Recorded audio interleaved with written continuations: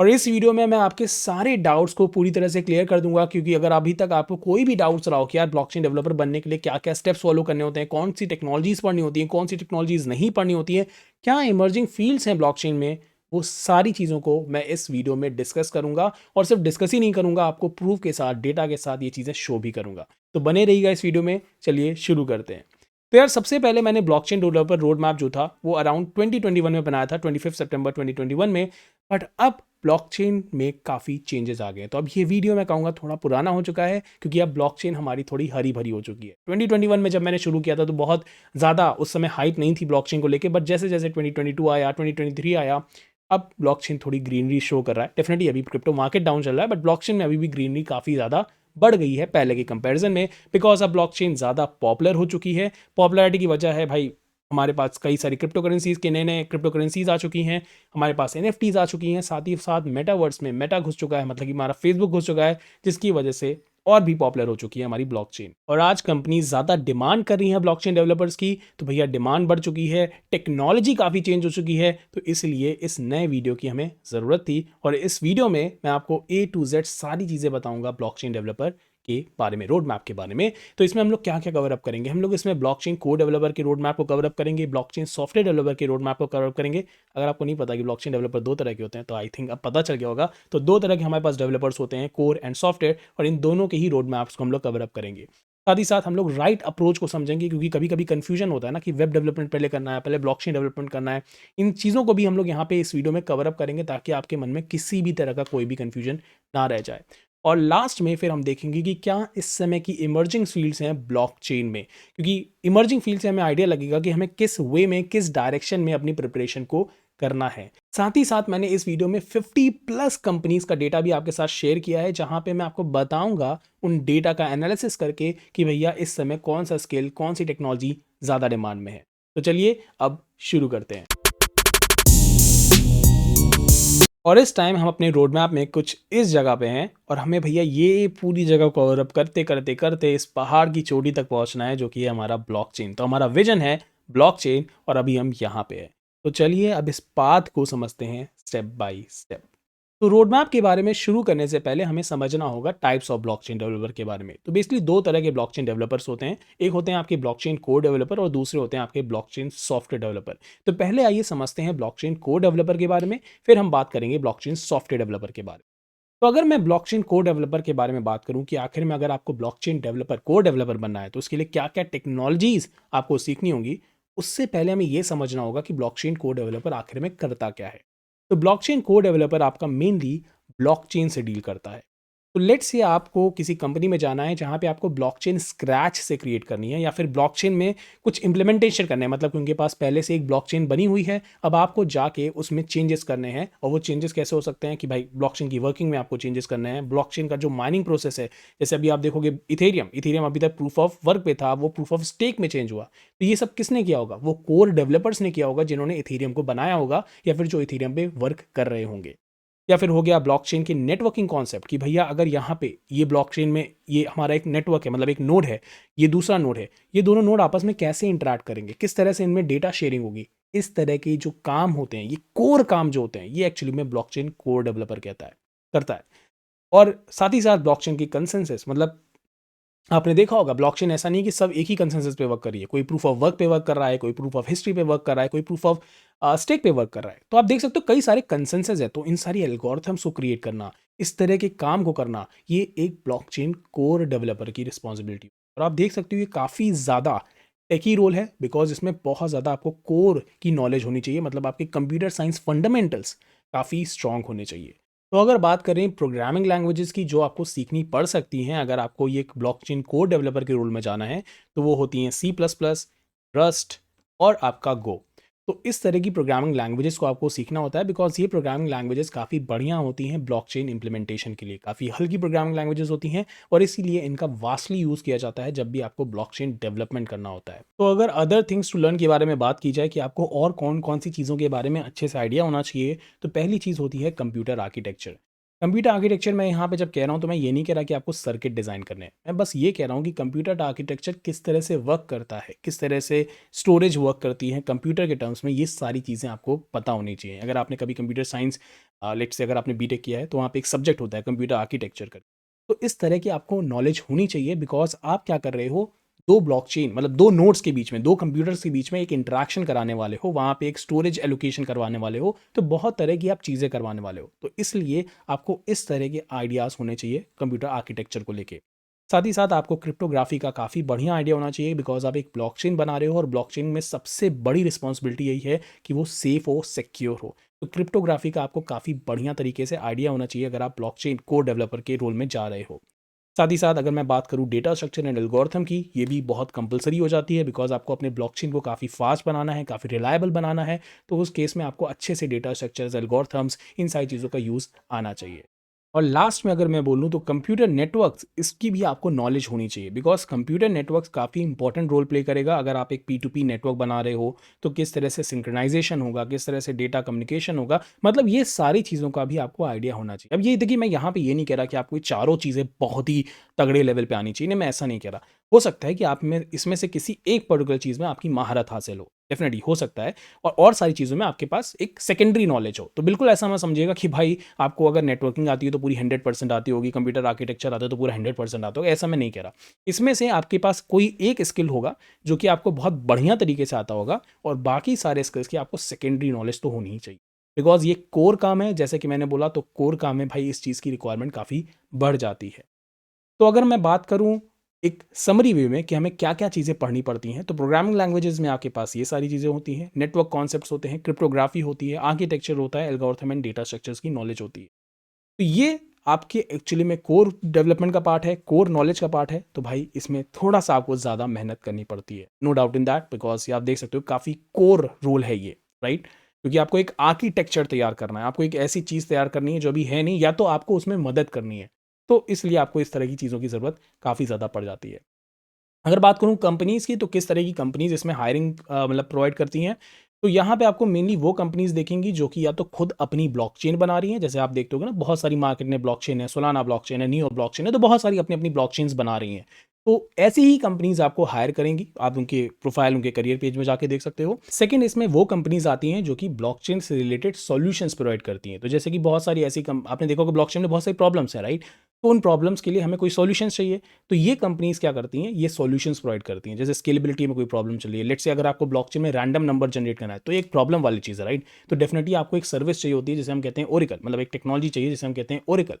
तो अब मुझे किस तरह से ये ओरेकल डिज़ाइन करना है, ओरेकल किस तरह से इस ब्लॉकचेन के साथ कनेक्ट करेगा, तो इस तरह के ही आपको काम वहाँ पे करने पड़ते हैं। इसीलिए ब्लॉकचेन सॉल्यूशंस, ऐसी कंपनीज जो ब्लॉकचेन सॉल्यूशन प्रोवाइड करती हैं, उन कंपनीज में भी आप इस तरह के रोल्स को देखोगे, ब्लॉकचेन कोर डेवलपर के रोल को देखोगे। तो the companies, mainly those companies which are either working on their blockchain और providing some solution to the blockchain problem. Now let's talk about our second blockchain developer role, that is blockchain software developer.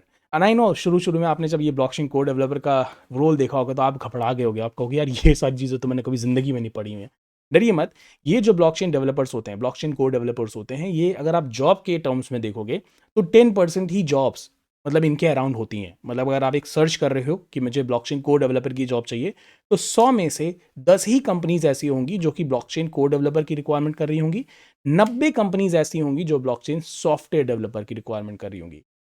तो भाई ये अच्छी चीज़ है, क्योंकि blockchain software developer बनना मुझे लगता है कोर डेवलपर बनने से थोड़ा ज़्यादा आसान है, क्योंकि आप वही सारी चीज़ें सीख रहे होते हो जो कि आप डे टू डे लाइफ में कंप्यूटर साइंस में अप्लाई करते हो। तो आइए अब बात करते हैं ब्लॉकचेन सॉफ्टवेयर डेवलपर्स के बारे में कि आखिर में इनकी क्या रिस्पॉन्सिबिलिटीज़ हैं, और लेट्स से अगर मुझे ब्लॉकचेन सॉफ्टवेयर डेवलपर बनना है तो मुझे क्या क्या सीखना पड़ेगा। अच्छा, ब्लॉकचेन सॉफ्टवेयर डेवलपर की रोड मैप को शुरू करने से पहले एक चीज़ बता दूं कि ये जो ब्लॉकचेन सॉफ्टवेयर डेवलपर का रोड मैप होगा वो मैं इथेरियम के कंटेक्स्ट में बताऊंगा। रीज़न बहुत ही सिंपल है, बिकॉज इथेरियम ज़्यादा पॉपुलर ब्लॉकचेन है, ज़्यादा डिमांडिंग ब्लॉकचेन है। साथ ही साथ ये ज़्यादा डेवलपर फ्रेंडली है बिकॉज ये आपको एक प्रोग्रामिंग लैंग्वेज प्रोवाइड करती है, सॉलिडिटी, जो कि अगर आप देखोगे और सारे लैंग्वेजेस से कंपैरिजन में अगर आपको ब्लॉकचेन पे इंप्लीमेंटेशन करना है तो ज़्यादा ईजी पड़ती है। फोर्थ की अगर बात करूँ तो ज़्यादा रिसोर्सेज आपको मिलेंगे, कम्युनिटी ज़्यादा मिलेगी, आपको कम्युनिटी का सपोर्ट ज़्यादा मिलेगा। तो इसलिए मैं इथेरियम ब्लॉकचेन को ही चूज़ कर रहा हूँ। मगर अगर आपको कोई और ब्लॉकचेन डेवलपर भी बनना है तब भी आपको इसके आगे भी तब भी आइडिया मिल जाएगा कि आपको क्या क्या करना होगा। बट मेरा जो मेन फोकस होगा वो इथेरियम ब्लॉकचेन को ध्यान में रखते हुए होगा। तो नाउ लेट अस सी कि पहले ब्लॉकचेन सॉफ्टवेयर डेवलपर करते क्या है, राइट? हमें सबसे पहले ये समझना होगा। तो ब्लॉकचेन को डेवलपर अगर आप देखोगे तो वो पूरी ब्लॉकचेन डिजाइनिंग करते हैं, नेटवर्किंग, ये सारी चीज़ें करते हैं। ब्लॉकचेन सॉफ्टवेयर डेवलपर बहुत ही सिंपल सा काम करते हैं। वो कहते हैं जो भी एग्जिस्टिंग ब्लॉकचेन है हम उस पर एप्लीकेशन बनाएंगे। क्या करेंगे? उस पर एप्लीकेशन बनाएंगे। तो बेसिकली इनका काम होता है डिसेंट्रलाइज एप्लीकेशन को बनाना। और डिसेंट्रलाइज एप्लीकेशन क्या होती है भाई? जिनको नहीं पता मैं उनको बता देता हूँ कि डिसेंट्रलाइज एप्लीकेशन दो चीज़ों को कंप्राइज करती है, दो टेक्नोलॉजीज को कंप्राइज करती है। पहला है आपका फ्रंट एंड, ठीक है, और दूसरा होता है आपका स्मार्ट कॉन्ट्रैक्ट। स्मार्ट कॉन्ट्रैक्ट में आप अपना सारा लॉजिक लिखते हो, बिजनेस लॉजिक लिखते हो।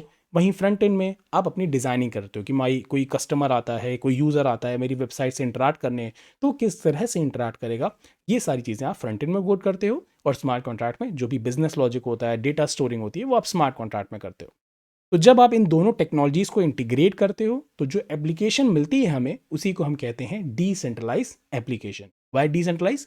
बिकॉज ये स्मार्ट कॉन्ट्रैक्ट आपकी ब्लॉकचेन पे स्टोर हो रहा है, और जब हम बात करते हैं इथेरियम ब्लॉकचेन की तो वो एक डिसेंट्रलाइज ब्लॉकचेन है। इसीलिए मैं कह सकता हूँ कि जो भी एप्लीकेशन हम इस पर डिप्लॉय करेंगे वो एक डिसेंट्रलाइज एप्लीकेशन होगी। ओके, तो ये तो बात होगी कि ब्लॉकचेन सॉफ्टवेयर डेवलपर्स करते क्या हैं, वो डैप को बनाते हैं। अब बात करते हैं इनका रोड मैप क्या है। तो अगर इस डैप को मुझे बनाना है तो मुझे किन किन टेक्नोलॉजीज़ की ज़रूरत पड़ेगी। तो अगर यार मुझे इस डैप को बनाना है ना, तो सबसे पहली चीज़ तो मुझे क्या करना पड़ेगा, मुझे इस फ्रंट एंड को डेवलप करना पड़ेगा। और इस फ्रंट एंड को डेवलप करने के लिए मेरे पास बहुत सारी टेक्नोलॉजीज़ हैं, पर react JS is one of those technologies जिसका वाइडली यूज़ किया जाता है। और रिएक्ट जेएस के थ्रू आप इस फ्रंट एंड को बहुत ही ईजी वे में डेवलप कर सकते हैं। अदरवाइज ऑप्शंस तो आपके पास और भी होते हैं, बट मैं रिएक्ट जेएस को ज़्यादा प्रेफरेंस देता हूँ because it is most demanding then other technologies. बात करें अगर स्मार्ट कॉन्ट्रैक्ट में, तो स्मार्ट कॉन्ट्रैक्ट में सोलिडी का काफ़ी ज़्यादा यूज़ किया जाता है, because Solidity is one of the most popular like blockchain programming language जो इथेरियम के लिए ही यूज़ होती है। तो अगर आपको फ्रंट एंड में रिएक्ट पता है, मैं आपको ऑप्शंस भी दूंगा, don't worry about it, but front end में अगर आपको रिएक्ट पता है और स्मार्ट कॉन्ट्रैक्ट में अगर आपको सोलिडी पता है, तो आपका काम बन गया और आपकी डैप बन गई।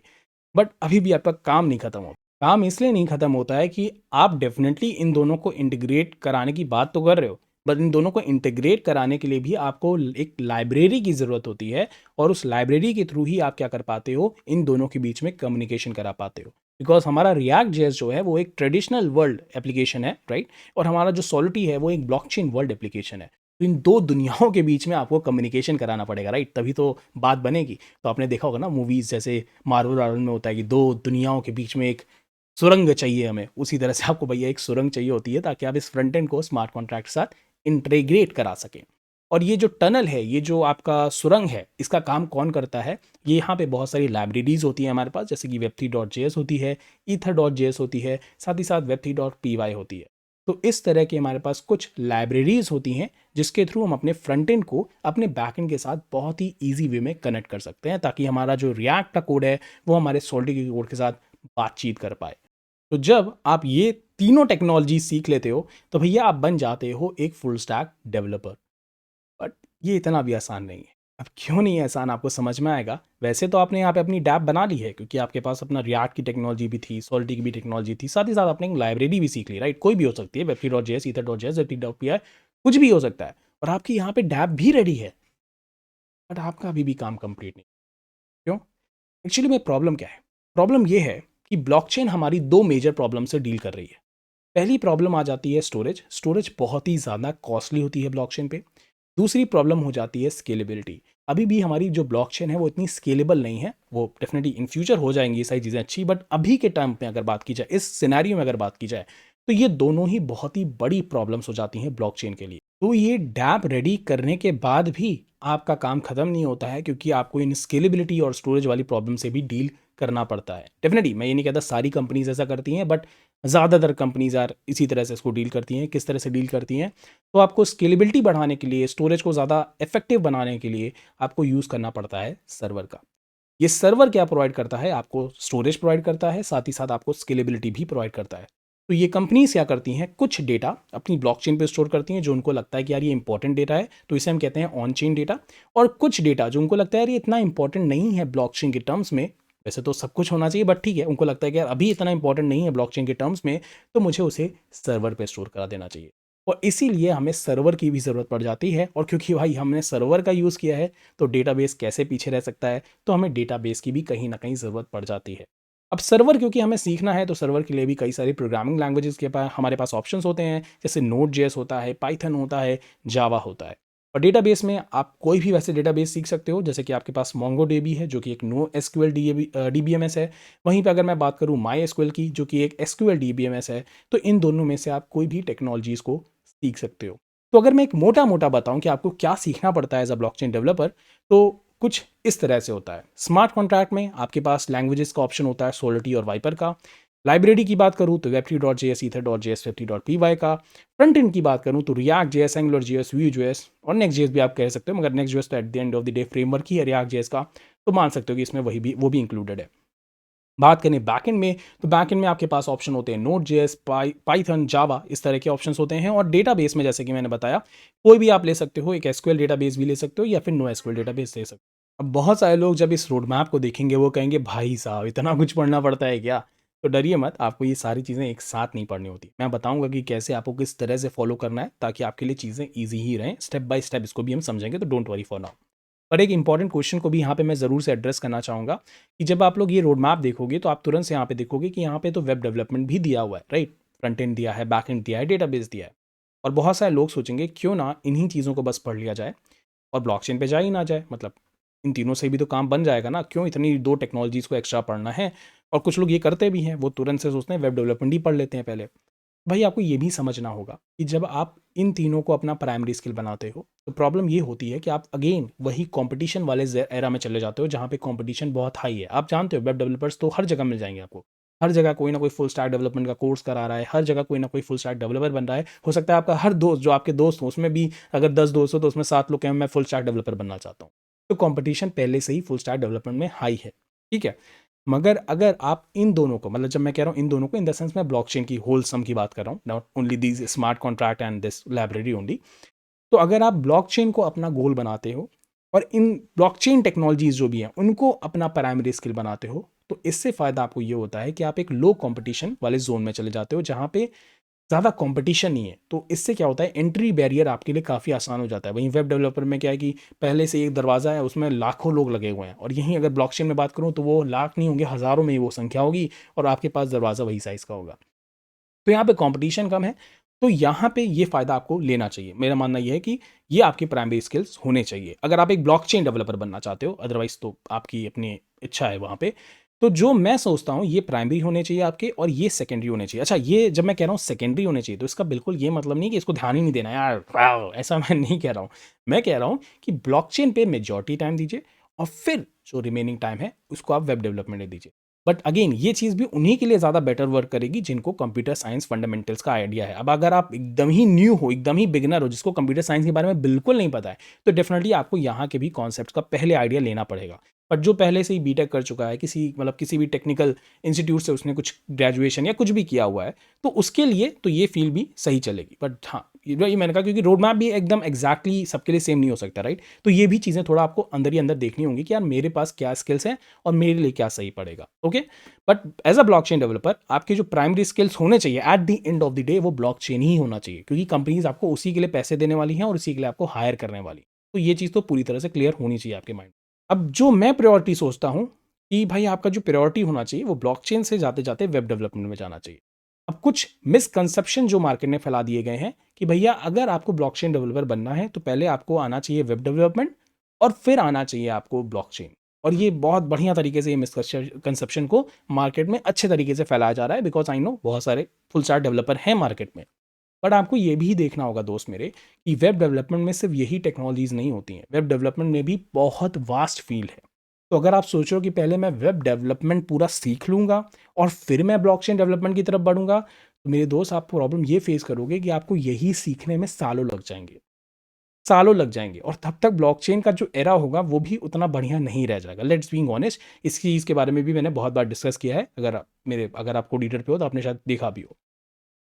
तो मेरा मानना ये है कि डेफिनेटली आप, मगर मैं फिर से एक चीज़ कहूँगा, ऐसा नहीं कि आप यहाँ से यहाँ नहीं जा सकते, आप जा सकते हो, ये आपके लिए अच्छा भी है अगर आपने पहले से वेब डेवलपमेंट पढ़ी हुई है और आप अब सोच रहे हो क्या मैं ब्लॉकचेन की फील्ड में जाना चाहता हूँ, तो definitely it will work great for you, इसमें कोई भी डाउट नहीं है।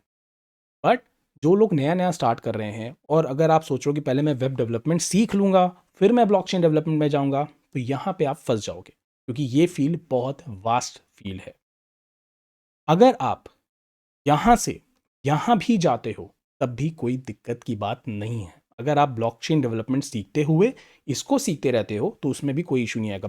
Web development is not a pre requisite of blockchain development. I know कि वेब डेवलपमेंट की बहुत सारी नॉलेजेस की आपको ज़रूरत पड़ेगी, मगर मैंने इसलिए शुरू में ही कह दिया अगर आपके कंप्यूटर साइंस फंडामेंटल्स हैं स्ट्रॉन्ग तो दिक्कत इतनी नहीं पड़ेगी आपको। आप आराम से सीख लोगे ब्लॉकचेन डेवलपमेंट, वहाँ पे आपको इतनी परेशानी नहीं होगी। और अगर कोई परेशानी है तो भाई इंटरनेट भी है, गूगल भी है, यूट्यूब भी है, आप उसको सर्च कर सकते हो। ठीक है, तो आप इस डायरेक्शन से इस डायरेक्शन में भी जा सकते हो। दिस इज ऑल्सो राइट, इसमें कोई भी इशू नहीं है, ये भी एकदम सही बात है। ठीक है, ये चीज़ पे मैं ज़्यादा स्ट्रेस इसलिए दे रहा हूँ क्योंकि बहुत सारे क्वेश्चंस मेरे पास इससे रिलेटेड आते हैं कि क्या पहले हमें वेब डेवलपर बनना पड़ेगा। तो मैं यही बताना चाहता हूँ कि वेब डेवलपर बनने में ही बहुत टाइम लग जाएगा, तब तक तो ब्लॉकचेन ही निकल चुकी होगी। ठीक है, तो आप ये फील्ड पे भी इस तरह से भी जा सकते हो। और एक चीज़ यहाँ पे इंपॉर्टेंट जो मैं ज़रूर से पॉइंट आउट करना चाहूँगा, मैं बिल्कुल ये नहीं कह रहा हूँ कि आप एकदम ब्लॉकचेन डेवलपमेंट में आ रहे हो तो आपकी सॉलिडी पहली प्रोग्रामिंग लैंग्वेज होनी चाहिए। ये मेरा बिल्कुल भी मतलब नहीं है, ये चीज़ मैं शुरू में ही क्लियर कर देता हूँ। आपके पास फंडामेंटल्स होने चाहिए एक अच्छे प्रोग्रामिंग लैंग्वेज, मतलब अच्छे इन द सेंस किसी प्रोग्रामिंग लैंग्वेज के।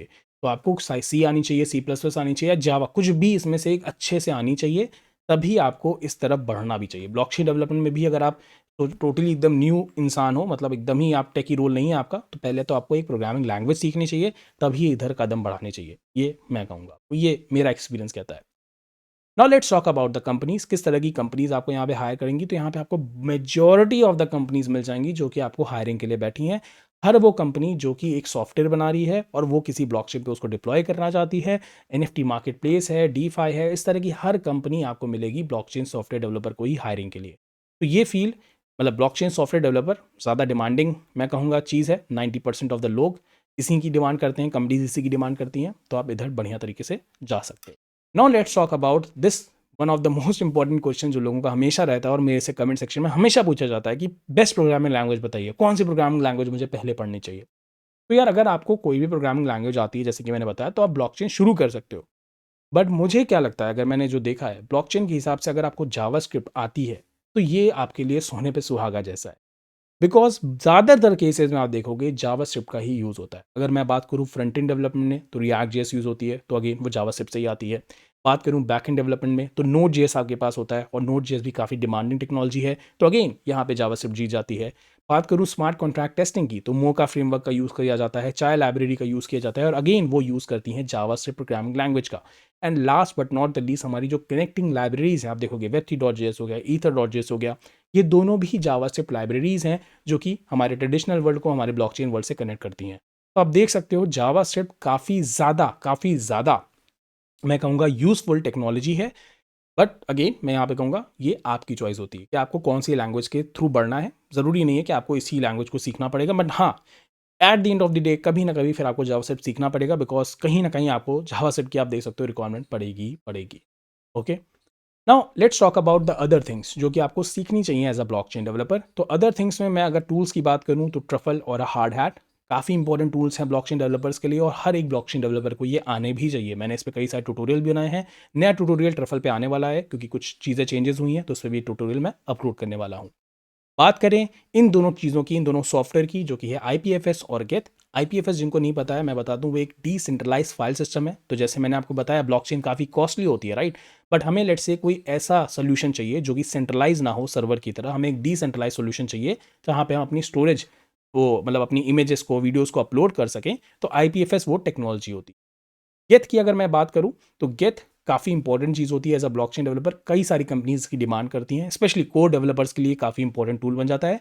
बट मुझे लगता है कि सॉफ्टवेयर डेवलपर्स को भी ये आना चाहिए गेथ कैसे वर्क करता है। And last but not the least, ये दोनों चीज़ें भी मुझे लगता है काफ़ी इंपॉर्टेंट है, और आने वाले टाइम में इसका बहुत ज़्यादा यूज़ देखोगे। हो सकता है कंपनीज लाइक डिस्क्रिप्शन में इसे ना दे रही हूँ, but at the back and they might be using these two particular things, that is open Zeppelin library, जिसमें कि बहुत सारे बढ़िया तरीके से आपको स्मार्ट कॉन्ट्रैक्ट दिए गए हैं as a form of library, जिनको आप यूज़ कर सकते हो डायरेक्टली, बिकॉज ये ट्रस्टेड होते हैं, सिक्योर होते हैं। वहीं चेन लिंक जो कि आपको प्रोवाइड करता है ओरेकल की सर्विस, जो कि बहुत बहुत इंपॉर्टेंट चीज़ होती है ब्लॉकचेन के लिए, क्योंकि आप ब्लॉकचेन पे रैंडमाइजेशन नहीं कर सकते, ब्लॉकचेन में एक्सटर्नल डेटा नहीं ला सकते, और ओरेकल एज अ सर्विस आपको ये सारी चीज़ें प्रोवाइड कर सकती है। और chain link I think one of the best solution है अभी इस टाइम इस मार्केट में। ओके, डिसेंट्रलाइज सोल्यूशन के उसके टर्म्स में बात कर रहा हूँ मैं। तो आइए अब बात करते हैं इमर्जिंग फील्ड्स के बारे में, जो कि काफ़ी ज़्यादा आगे जाके ग्रो होंगी ब्लॉकचेन में, जिसमें आपको ज़्यादा ग्रोथ दिखेगी ब्लॉकचेन डेवलपमेंट में। तो पहली वो फील्ड मैं जो बताऊंगा आपको वो है DeFi. DeFi one of the most growing blockchain field है। डीफाई की ही आपको ज़्यादातर रिक्वायरमेंट दिखेगी, बिकॉज ज़्यादातर कंपनीज इसी चीज़ पे वर्क कर रही हैं। या तो वो अपना टोकन बनाने के पीछे में फंसी हुई हैं, या तो वो किसी तरह का क्रिप्टो एक्सचेंज बनाने में फंसी हुई है। मतलब कि ज़्यादातर कंपनीज डीफाई पे ही वर्क कर रही हैं। जब मैं डीफाई कह रहा हूँ तो मैं फाइनेंस सेक्टर की बात कर रहा हूँ, not only decentralise finance, but हाँ सेंट्रलाइज फाइनेंस भी हो सकता है। और वहाँ उस सेंट्रलाइज फाइनेंस में वो ब्लॉकचेन का किसी ना किसी तरह से यूज़ कर रही हैं। सेकेंड जो फील्ड है जो कि काफ़ी पॉपुलर है और आने वाले टाइम में भी और पॉपुलर होगी, वो है एनएफटी। तो अगर आपको एनएफटीज बनाने आती है, एनएफटी मार्केट प्लेस बनाने आता है, तो ये बहुत ही बढ़िया स्किल है। बट अब बहुत सारे लोग सोचते हैं एनएफटी मार्केट प्लेस बना लिया काम खत्म हो गया। नहीं, आपका एनएफटी मार्केट प्लेस बना के काम नहीं खत्म होता है। वहाँ पे भी कहीं ना कहीं कॉन्सेप्ट आ जाता है आपके फाइनेंस का, क्योंकि आपको डिमांड सप्लाई इन सारी चीज़ों को भी कंट्रोल करना पड़ता है अपने एनएफटी मार्केट प्लेस पे। तो अगेन यहाँ पे भी कहीं ना कहीं थोड़ा बहुत इन्वॉल्वमेंट आ जाता है फाइनेंस का। तो आप देख सकते हो दोनों ही फील्ड काफ़ी ज़्यादा इमर्जिंग फील्ड है आने वाले टाइम के लिए, क्योंकि स्टार्स बहुत सारे कंपनीज जो कि अपनी एनएफटीज बना रही हैं और मेटावर्स में सप्लाई प्रोवाइड कराना चाह रही हैं। तो आप देख सकते हो उसी के थ्रू कि इन दोनों फील्ड्स में काफ़ी ज़्यादा ग्रोथ दिखेगी आपको आने वाले टाइम में। And third very very very very important I think blockchain जो आने वाले टाइम में होने वाली है एज अ टेक्नोलॉजी, जो मुझे लगता है हाइपर लेजर फैब्रिक है। डेफिनेटली एक प्राइवेट ब्लॉकचेन है, बट मैंने इसको अलग से इसलिए मेंशन किया है बिकॉज बहुत सारी कंपनीज हाइपर लेजर फैब्रिक की डिमांड कर रही हैं, हाइपर लेजर की डिमांड कर रही हैं, because as a private blockchain ये ऐसी ब्लॉकचेन है जो इंटरप्राइजेज में सबसे ज़्यादा यूज़ हो रहा है। वैसे तो ऑप्शन में R3 कोडा भी है, बट प्राइवेट ब्लॉकचेन में अगर देखा जाए हाइपर लेजर फैब्रिक आपको बहुत बढ़िया तरीके जॉब प्रोवाइड करा सकती है आने वाले टाइम में, बिकॉज इंटरप्राइजेज जो पब्लिक ब्लॉकचेन यूज़ नहीं करते वो प्राइवेट ब्लॉकचेन यूज़ करते हैं, और हाइपर लेजर फैब्रिक उनकी फर्स्ट चॉइस बन रही है। तो अगर आप पहले से ही ब्लॉकचेन की फील्ड में हो, या फिर मैं कहूँगा आप पहले से ही आईटी सेक्टर में हो, आपके पास अच्छा खासा एक्सपीरियंस है एज अ डेवलपर, तो आपसे मैं यही सजेस्ट करूँगा कि आपको इस फील्ड को ज़रूर से एक्सप्लोर करना चाहिए, बिकॉज यहाँ कोई बाउंडेशन नहीं है कि आपको यही प्रोग्रामिंग लैंग्वेज आनी चाहिए, और इंटरप्राइजेज इसको बहुत बढ़िया तरीके से यूज़ भी करें। तो आप इसको एक्सप्लोर कर सकते हो, बट मैं यही कहूँगा पहले पब्लिक सीखिएगा तभी प्राइवेट पे जाइएगा, अदरवाइज प्राइवेट आपको इतना समझ में नहीं आएगा। ये जितनी चीज़ें आप बता रहे हो, ये सब चीज़ें तो आप बता तो रहे हो, बट ये सब पढ़ेंगे कहाँ से, कहाँ पे रिसोर्सेज है इसकी? भाई पहली बता दूँ, कोड रीडर चैनल पे सारी चीज़ें पूरी तरीके से एक स्टेप बाय स्टेप प्रोसेस के थ्रू अवेलेबल करा दी है मैंने ब्लॉकचेन पार्ट 2 मास्टरी में। तो अगर आप कोड रीडर चैनल पे जाओगे तो आपको A to Z सारी चीज़ें प्लेलिस्ट में मिल जाएंगी। और जिनको भी नहीं समझ में आ रहा कि मुझे किस वे में ब्लॉकचेन को पढ़ना है कोड रीडर चैनल से, तो भाई मैंने इस पर एक वीडियो बनाया हुआ है ब्लॉकचेन पार्ट 2 मास्टरी करके, या फिर कह लो ब्लॉकचेन मास्टरी पार्ट करके, जहाँ मैंने स्टेप बाय स्टेप बताया है कि आपको किस तरह से कोड रीडर चैनल पे वीडियोस को देखना है। और साथ ही साथ बहुत सारे लोगों को नहीं पता रहता है कि मैंने बहुत सारी टेक्नोलॉजीज़ के पहले से ही वीडियो अपलोड किए हैं। वो सोचते रहते हैं यार मैंने कभी वीडियो ही नहीं अपलोड किए। बट अगर आप आओगे तो आप मेरी प्लेलिस्ट में देखोगे तो आपको इतनी सारी टेक्नोलॉजीज़ मिल जाएंगी जो कि आपको हो सकता है अभी ना मिले। तो आप एक बार ज़रूर से आओ, चेकआउट करो मेरी प्लेलिस्ट को, जहाँ पे मैंने A to Z सारी इन्फॉर्मेशन आपको प्रोवाइड की हुई है। और अगर आपको मैं दिखाऊं यहाँ पे ब्लॉकचेन पार्ट 2 मास्टरी की प्लेलिस्ट, जिसको मैं अपडेट करता रहता हूँ रेगुलरली, तो आई थिंक यहीं पे थी यार, कहाँ गई कहाँ गई कहाँ गई, जो ओके ये रही वो प्लेलिस्ट, और ये श्वेतब गंगवार है, तो ये मेरी प्राइवेट लिस्ट है। तो बताइए यहाँ पे आप जाओगे, व्यू प्लेलिस्ट पे मैं करूँगा, ओके, और आप देख सकते हो यहाँ पे मैंने एकदम स्टेप बाय स्टेप सारी चीज़ों को अरेंज करके रखा हुआ है। एज अ बिगनर अगर आपको नहीं समझ में आ रहा है कि मुझे कहाँ से स्टार्ट करना है, तो आप ये प्लेलिस्ट को एकदम सीक्वेंस बाय सीक्वेंस फॉलो करते रहो, और जैसे ही आपकी ये प्लेलिस्ट खत्म हो जाएगी आपको खुद ही पता चल जाएगा कि मुझे क्या पढ़ना है और क्या नहीं पढ़ना है। तब आपको किसी की ज़रूरत भी इतनी नहीं पड़ेगी, हो सकता है मेरी भी ना पड़े। बट अगर आप ये अच्छे से इस पूरी लिस्ट को फॉलो कर लेते हो, इस पूरे पाथ को फॉलो कर लेते हो, तो यार आपके पास बहुत बहुत बहुत क्लैरिटी आ जाएगी ब्लॉकचेन को लेके। और हो सकता है इसमें कुछ चीज़ें मिसिंग हो, तो आप ज़रूर से एक बार मेरी प्लेलिस्ट को ज़रूर से चेक करें। वहाँ पे आपको बहुत सारी नई नई टेक्नोलॉजी जिनके बारे में आपको पता नहीं है वो भी अवेलेबल है। साथ ही साथ अगर आपके मन में कोई डाउट्स होते हैं तो उससे रिलेटेड डाउट्स ही मैंने यहाँ FAQ सेक्शन में बनाया हुआ है, इसको भी आप चेक कर सकते। तो आइए बात करते हैं डेटा की। भाई डेटा हम लोगों ने डेट एंड टाइम नहीं लिखा हुआ है, वो डेटा लिखा हुआ है, राइट? तो अब बात करते हैं डेटा की। तो मैंने 50+ कंपनीज का डेटा एक्सप्लोर किया, उसको एकदम एनालाइज किया, और उसके बेसिस पे मैंने कुछ रिजल्ट्स, कुछ इंसाइट्स निकाले, और वो अब मैं आपके साथ शेयर करने वाला हूँ।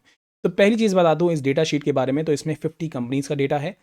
साथ ही साथ इसमें इंडिया बेस्ड कंपनीज ही को मैंने इंक्लूड किया है, मैंने यूएस से किसी और कंट्री को भी इंक्लूड नहीं किया है। मैंने ग्राउंड रियलिटी बस, मतलब मैं कहूँगा जो बेयर मिनिमम होता है, मैंने उसी पे सारी चीज़ें फिक्स की हैं। मैंने कोई हाई फाई इमेजिनेटिव वाले ड्रीम को यहाँ पे नहीं रखा है, USA UK यूरोप नहीं, मैंने सिंपली इंडिया बेस्ड कंपनी को ही अभी के लिए वो किया, एक्सप्लोर किया है। एक्सपीरियंस लेवल पे मैंने उन कंपनीज़ को सेलेक्ट किया है जो कि 0 से लेके 1 ईयर एक्सपीरियंस के ब्लॉकचेन डेवलपर्स को हायर कर रही हैं। मैंने बहुत अगले लेवल की 5 साल 10 साल वाली नहीं कंपनीज़ को इस लिस्ट में लिया है, ताकि मैं एकदम आपके साथ फेयर इनफ डेटा आपके साथ शेयर कर सकूँ। साथ ही साथ यहाँ पे सैलरी की मैंने कोई रेंज नहीं ली है, तो आप ये मत पूछिएगा कमेंट में कि सैलरी क्या रेंज थी। नहीं, मैंने इस चीज़ को ज़्यादा ध्यान नहीं दिया है, बिकॉज़ हमें ब्लॉकचेन डेवलपर पहले बनना है, सैलरी तो मिल ही जाएगी। देन फोर्थ चीज़ अगर बताऊँ, तो यहाँ पे मैंने किसी ब्लॉकचेन को प्रेफ़रेंस भी नहीं दिया था कि मुझे इथेरियम में ही चाहिए जॉब। नहीं, ऐसा मैंने नहीं किया है। तो ये मत सोचिएगा कि मेरा इथेरियम की तरफ कोई बायस्ड है, तो मैं इथेरियम को ही चूज़ करके ऐसा कर रहा था। नहीं, मैंने सिंपली डाला था blockchain developer job in India. मैंने कई सारी वेबसाइट्स को विजिट किया और उसके बाद आपके सामने ये डेटा लेके आ रहा हूँ। अगर आपको वेबसाइट के बारे में जानना है तो मैं बता देता हूँ। उसका नाम है naukri.com, लिंक्डइन, आपके पास एक इंडीड करके वेबसाइट है। तो मैंने इन सारी वेबसाइट को एक्सप्लोर किया और उसी के बेस पे ये डेटा आपके साथ शेयर कर रहा हूँ। ये डेटा बहुत पुराना भी नहीं है, बट हाँ, मान सकते हो कि इस महीने का ही है, बिकॉज रीज़न था कि इस डेटा को कलेक्ट करने में मुझे काफ़ी टाइम लगा, काफ़ी मुझे मेहनत लगी। और अगर आपको यार ये मेरी मेहनत पसंद आती है तो प्लीज़ लाइक ज़रूर से करिएगा, सब्सक्राइब करिएगा और कमेंट ज़रूर से करिएगा कि आपको ये वीडियो कैसा लग रहा है। ओके, एंड यस, थोड़े यहाँ पे डेविएशंस हो सकते हैं यार डेटा में, क्योंकि मैंने ही मैन्युअली जा जाके एक एक वेबसाइट को चेक किया है, वहाँ से डेटा कॉपी किया है। कोई मैंने वेबसाइट स्क्रिप्टिंग नहीं की है, पाइथन स्क्रिप्टिंग नहीं यूज़ किया है, कुछ भी ऐसा नहीं किया है। मैंने सिंपली डेटा कॉपी पेस्ट किया, जिसके लिए मुझे काफ़ी टाइम लगा। और साथ ही साथ इसमें हो सकता है कि थोड़ा बहुत डेविएशन भी आपको दिखे, बट जो डेटा है मैंने कोशिश की है वो ज़्यादातर सही ही हो, एक्यूरेट ही हो। तो अब आपके इस डेटा के इंसाइट्स में शेयर करता हूँ। तो 50 कंपनीज़ में जब मैंने ये चीज़ देखी कि कब से ज़्यादा डिमांडेड ब्लॉकचेन कौन सी है, तो मैंने एक चीज़ पाई कि पब्लिक ब्लॉकचेन में इथेरियम ही सबसे ज़्यादा डिमांडेड ब्लॉकचेन है। और बात करूँ अगर हाइपर लेजर की, तो प्राइवेट ब्लॉकचेन में हाइपर लेजर बहुत ज़्यादा डिमांडेड है। और अगर आप ध्यान से इन नंबर्स को देखोगे तो आप देखोगे इथेरियम की जो डिमांड है वो अराउंड 24 कंपनीज़ कर रही हैं। 50 कंपनीज़ में 24 कंपनीज़ कह रही हैं इथेरियम के बारे में, कीवर्ड का उन्होंने यूज़ किया हुआ है। और हाइपर लेजर आप देखोगे 15 कंपनीज़ में यूज़ हो रहा है, जो कि बहुत है यार। आप देखोगे पॉलीगन का भी इतना नहीं है, सोलाना का भी इतना नहीं है, आर3 कॉर्डा जो कि एक प्राइवेट ब्लॉकचेन है इसका भी नहीं है, और बिटकॉइन का भी इतना नहीं है। तो इसीलिए मैंने आपसे ये दोनों टेक्नोलॉजीज़ के बारे में रोड मैप में बात की थी। साथ ही साथ अगर मैं बात करूं डिमांडेड ब्लॉकचेन लैंग्वेज की, तो ज़्यादातर कन्फ्यूजन सॉलिटी और रस्ट को लेके ही होता है कि मुझे कौन सी प्रोग्रामिंग लैंग्वेज पढ़नी चाहिए। तो आप देखोगे 50 कंपनीज़ में से अराउंड 24 या 23 कंपनीज़ कह रही हैं कि मुझे सॉलिटी डेवलपर्स की ज़रूरत है, और कुछ ही कंपनीज़ हैं जो कि रस्ट की रिक्वायरमेंट कर रही हैं। और रस्ट भी अगर मैं एक चीज़ बताऊँ तो ऐसा नहीं है कि रस्ट वो ब्लॉकचेन ही बनाने के लिए या स्मार्ट कॉन्ट्रैक्ट डेवलपमेंट के लिए कर रही होंगी, बिकॉज रस्ट एक मल्टीपर्पज़ प्रोग्रामिंग लैंग्वेज है। तो मान सकते हो कि ठीक है, ये डेटा अभी 7 बोल रहा है, तो आप मान सकते हो 5 तो हो गई एटलीस्ट। तो आप देख सकते हो कि कितना बड़ा इन दोनों में गैप है, राइट। तो इसीलिए मैं कह रहा हूँ कि सॉलिडी पे अभी आप थोड़ा ज़्यादा ध्यान दो। आने वाले टाइम में चीज़ें डेफिनेटली चेंज होगी, तब तो हमें अपनी इस रोड मैप को भी चेंज करना पड़ेगा, बट अभी के लिए इथेरियम में सॉलिडी ही सबसे ज़्यादा डिमांडेड प्रोग्रामिंग लैंग्वेज है। बात करें डिमांडेड टूल की, तो मेरे से बार बार यही क्वेश्चन सब लोग पूछते हैं कि आप ट्रफल क्यों पढ़ते हो, क्यों आप ट्रफल पे डैप बनवाते हो। यार खुद देख सकते हो आप, 50 कंपनीज़ में 12 कंपनीज़ ने ट्रफल कीवर्ड का यूज़ किया। मैं ऐसा नहीं कह रहा कि ये मत समझिएगा कि उनको ट्रफल डेवलपर की ज़रूरत है, ऐसा मैं नहीं कह रहा। बट अगर उन्होंने अपने जॉब डिस्क्रिप्शन में मेंशन किया है कि भैया मुझे ट्रफल की रिक्वायरमेंट है, मुझे ऐसे डेवलपर की रिक्वायरमेंट है जिसको ट्रफल एज अ टूल आना चाहिए। वहीं आप हार्ड हैट देखोगे तो सिर्फ 2 कंपनीज़ ने ही हार्ड हैट कीवर्ड का यूज़ किया है, जो कि काफ़ी कम है। आप देख सकते हो ट्रफल के कंपैरिजन में ये 12 है और ये 2 है। अगेन मैं ये चीज़ नहीं कह रहा कि वो 50 कंपनीज़ जिन्होंने मेंशन नहीं किया उनको ट्रफल या हार्ड हैट की ज़रूरत नहीं होगी। मैं यहाँ पे बस ये पॉइंट पे स्ट्रेस कर रहा हूँ कि ट्रफल अभी भी यूज़ हो रहा है, और आपको ट्रफल की इसलिए आइडिया होना चाहिए। और ये ट्रफल हार्ड हैट दोनों ही बहुत ईजी टूल है, ऐसा कोई मुश्किल टूल नहीं है जिसके लिए आपको बहुत मेहनत करनी पड़ती है। दोनों ही के मैंने कोर्सेज बनाए हुए हैं। ट्रफल पे जल्दी एक नया कोर्स भी आ जाएगा, आपको दोनों ही कोर्सेज को देखना चाहिए, दोनों ही टूल्स आपको आने चाहिए। बात करें फोर्थ टेक्नोलॉजी जो कि है हमारी फ्रंट एंड है, तो फ्रंट एंड में आप देखोगे रिएक्ट जेएस पे रिएक्ट जेएस ने बाजी मार ली है यहाँ पे। और आप देखोगे कम से कम 14 कंपनीज कह रही हैं कि हमें रिएक्ट जेएस की ज़्यादा ज़रूरत है। और एंगुलर जेएस भी है, ऐसा नहीं है। एंगुलर जेएस भी आप देखोगे तो आई थिंक 8 या 7 कंपनीज हैं जो कि एंगुलर जेएस की डिमांड कर रही हैं, और व्यू जेएस काफ़ी कम है इस समय। मगर रिएक्ट जेएस आप देख सकते हो बहुत ज़्यादा है, और नेक्स्ट जेएस तो अभी किसी ने डिमांड भी नहीं की है। अगेन ऐसा नहीं है कि जो रिएक्ट जेएस यूज़ करेगा वो नेक्स्ट जेएस नहीं यूज़ करेगा, बट स्टिल किसी ने अपने कीवर्ड में इस तरह की चीज़ मेंशन नहीं की है कि हमें नेक्स्ट जेएस डेवलपर्स चाहिए। बात करते हैं अगर बैकएंड के पॉइंट ऑफ व्यू से, तो बैकएंड में आप देखोगे तो भैया बराबरी की यहाँ पे टक्कर है। तो नोट जेएस अगर आप देखोगे तो अराउंड 14 या 13 आई थिंक 13 लोगों ने नोट जेएस कंपनीज ने इसको मेंशन किया है। जावा को अगर आप देखोगे तो अराउंड आई थिंक एक डेटा यहाँ पे कम है, एक कंपनी कम है, और पाइथन थोड़ा सा यहाँ पे कम है। तो आई थिंक ठीक है, ये भी डेटा काफ़ी फेयर इनफ है, because Java is very backend में सबसे ज़्यादा यूज़ होने वाली प्रोग्रामिंग लैंग्वेज है। साथ ही साथ हाइपर लेजर में भी बैकएंड में काफ़ी ज़्यादातर लोग जावा का ही यूज़ करते हैं। तो इसलिए आई थिंक ये डेटा फेयर भी है। पाइथन के लिए बस एक चीज़ यहाँ पे मेंशन करना चाहूँगा। देखो पाइथन में क्या है कि हो सकता है ये बैकएंड में ना यूज़ हो रही हो, कहीं और यूज़ हो रही हो, बिकॉज पाइथन एक और भी जगहों पे यूज़ हो सकती है। तो मे बी पाइथन ना हो इतनी ज़्यादा, वो भी हो सकता है पाइथन शायद 8 वेट पे ही हो, बट ठीक है, अभी के लिए अगर डेटा के पॉइंट ऑफ व्यू से देखा जाए तो ये कोई भी गलत नंबर नहीं है, पाइथन भी काफ़ी अच्छा है बैकएंड पे, राइट? और बात करते हैं लाइब्रेरी के पॉइंट ऑफ व्यू से, अगेन ये भी क्वेश्चन मुझसे बार-बार बोला जाता था कि आप web3.js लाइब्रेरी का क्यों यूज़ करते हो? web3.js आप देख सकते हो, कम से कम 8 कंपनीज़ ने मेंशन किया है कि हमें web3.js की रिक्वायरमेंट है। ether.js पे एक कंपनी ने बोला है कि हमें ether.js चाहिए, और web3.py की बिल्कुल भी रिक्वायरमेंट इस समय मार्केट में नहीं दिख रही है। अगेन ये डेटा मार्केट बेस्ड है, तो मैं ये नहीं कह रहा कि आपकी कंपनी में अगर यूज़ हो रहा है तो कुछ गलत है, बट हाँ, 50 कंपनीज़ में जो मैंने देखा, मैं उस डेटा को ही आपके साथ शेयर कर रहा हूँ। And last but not the least, अगर अदर टेक्नोलॉजीज़ की बात की जाए तो आप देखोगे क्रिप्टोग्राफी की बहुत डिमांड है गाइस। तो इसीलिए मैंने क्रिप्टोग्राफी पे एक मिनी कोर्स बनाया था, और जल्दी ही एक फुल कोर्स भी आने वाला है क्रिप्टोग्राफी पे, जहाँ पे मैं आपको क्रिप्टोग्राफी पूरा क्या क्या एल्गोरिथम्स होती हैं, इन सारी चीज़ों के बारे में बताऊंगा। बट आप देख सकते हो क्रिप्टोग्राफी की भी बहुत ज़्यादा डिमांड है, और साथ ही साथ AWS भी आप देखोगे काफ़ी ज़्यादा डिमांडेड में है। बिकॉज AWS, बिकॉज मुझे लगता है क्या है कि बहुत सारे जो ब्लॉकचेन है वो AWS पे ही वर्क कराने की कोशिश कर रहे हैं, अपने डेटा को AWS पे ही रखने की कोशिश कर रहे हैं। तो आई थिंक AWS की भी उनको ज़रूरत है, जिसको AWS की मतलब आइडिया हो, ऐसे डेवलपर जिनको AWS भी आता हो। ओके। एंड साथ ही साथ आप देखोगे यहाँ पे डॉकर डॉकर एक कंटेनर होता है, इस पर भी कोर्स मैं जल्दी बनाऊंगा। और डॉकर भी आप देखोगे ये भी काफ़ी डिमांडेड है। बिकॉज मैं क्यों बता रहा हूँ ऐसा क्यों डिमांडेड है ऐसा डॉकर, बिकॉज हाइपर लेजर जो होता है वहाँ पे डॉकर का यूज़ किया जाता है। तो इसीलिए जहाँ जहाँ भी हाइपर लेजर होगा, जहाँ पर अभी जिस इंटरप्राइज में हाइपर लेजर यूज़ हो रहा होगा, वहाँ पे डॉकर की ज़रूरत पड़ने वाली है। और इसीलिए डॉकर को भी काफ़ी ज़्यादा डिमांडेड कीवर्ड की तरह मतलब रखा गया है अपनी लिस्ट में। और गिट की अगर मैं बात करूं तो अगेन गिट तो भाई होता ही है हर जगह, और आप देख सकते हो कि कुछ कंपनीज गिट की भी डिमांड कर रही हैं कि एज अ डेवलपर आपको गिट की भी नॉलेज होनी चाहिए। बिकॉज अगर आप एक टीम में वर्क कर रहे हो तो डेफिनेटली वहाँ पे, और स्पेशली अगर आप रिमोट वर्क कर रहे हो तो यार गिट तो सही में बहुत ज़रूरी बन जाता है। तो वहाँ पे आपको इसकी भी आइडिया होना चाहिए। अभी तक मैंने जितनी भी टेक्नोलॉजीज़ के बारे में आपसे बात किया, जितनी भी प्रोग्रामिंग लैंग्वेजेस के बारे में मैंने बात किया है, ज़्यादातर चीज़ें कोडिटा चैनल पे आपको अवेलेबल है, आप जाके चेक कर सकते हो। और साथ ही साथ यार, अगर आपको मुझसे कोई पर्टिकुलर वीडियो की डिमांड है, किसी पर्टिकुलर टेक्नोलॉजी की जो कि मैंने यहाँ पे शेयर किए हैं, आप वो कमेंट कर सकते हो कि यार हमें इस चीज़ पे वीडियो चाहिए, इस पर्टिकुलर टेक्नोलॉजी पे वीडियो चाहिए, जिस पे सबसे ज़्यादा लाइक्स आएंगे, या फिर मैं कहूँगा जिस पे सबसे ज़्यादा कमेंट्स आएंगे, मैं उसी टेक्नोलॉजी पे जल्दी से जल्दी वीडियो बनाने की कोशिश करूँगा। एंड अगर आपको मेरे एफर्ट्स पसंद आए इस वीडियो को लेके यार, तो प्लीज़ ज़रूर से लाइक करिएगा, सब्सक्राइब करिएगा, बिकॉज मैं इसी तरह के ब्लॉकचेन से रिलेटेड ट्यूटोरियल्स रेगुलरली कोडिटा चैनल पे अपलोड करता रहता हूँ। साथ ही साथ ये इंस्टाग्राम आईडी है, अगर आपके मन में कोई डाउट रह गया तो आप मुझसे इंस्टाग्राम पे भी पूछ सकते हो, और कमेंट करके भी पूछ सकते हो। साथ ही साथ ये मेरी लिंक्डइन है, अगर आप मुझसे कनेक्ट करना चाहते हो तो ये मेरी लिंक्डइन आईडी है। तो यार मिलते हैं हम लोग नेक्स्ट वीडियो में, टिल देन बाय बाय। और आई होप आपको ये वीडियो अच्छा लगा होगा, अगर अच्छा लगा है तो ज़रूर से कमेंट में लिखना। ओके।